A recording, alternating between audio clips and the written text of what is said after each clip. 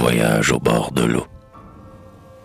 Un tiède soir, un ciel sans nuit, sans repli, de ces roseaux qu'un souffle à peine frôle, des brumes qu'une fée attache à son épaule, une sérénité de silence et d'oubli, une onde paresseuse et les langueurs d'un saule. Je suis des yeux cette eau dont le ruban glacé semble, à travers les prés, une couleuvre lente.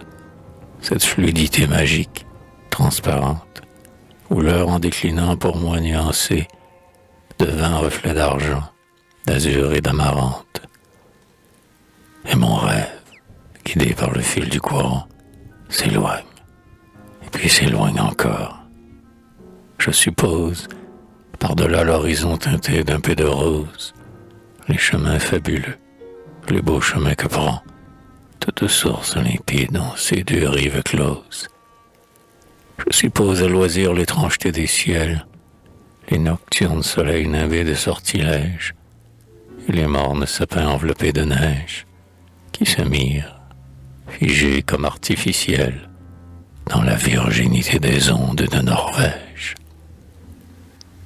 J'imagine les cosses humides au gazon frais, la Hollande, un moulin sur des eaux pédibondes, une nyx du Rhin coiffant ses nattes blondes, avec le peigne pris au gnome des forêts, quand passe un voyageur sur la vague profonde. Je découvre les flots sauvages, les torrents qui murmurent au fond des gorges de Bohême, et la verte d'Ono, plus ample qu'un poème, et ses pâles ruisseaux va boire en pleurant dans les légendes d'or, la princesse qu'on aime. Voici les doux, les purs, les délicats matins, s'attardant au bassin d'Espagne et d'Italie, les fontaines de Rome et leur mélancolie, les lourds soleils couchant sous des roses éteints que reflètent les yeux pleurants de Castalie. Et l'archipel m'accueille où les eaux n'ont chanté que pour des chevriers, des dieux et des poètes, et la plage où, cheveux noués de bandelettes, une nymphe en riant baignait vos nudités, pieds ruisselants d'Athènes au front de violette. Je vais plus loin, plus loin.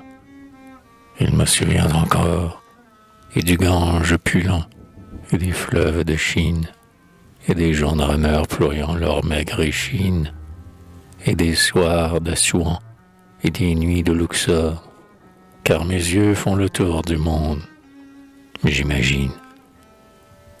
Mais ne suis-je captive au bord d'un filet d'eau, un mince filet d'eau dans un jardin de France, des roseaux balancés avec indifférence, une ombre qui s'allonge ainsi qu'un lent rideau, un saule échevelé qui frémit en silence.